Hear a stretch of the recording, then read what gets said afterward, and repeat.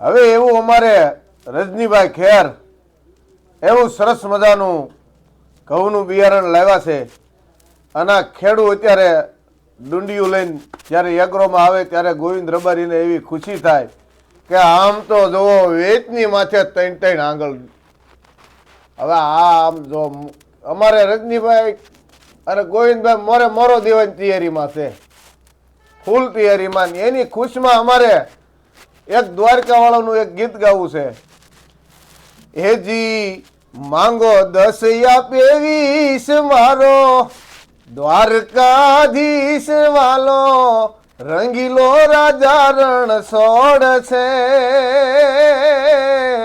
એ વાલા તારે ખજાને ક્યાં ખોટ છે.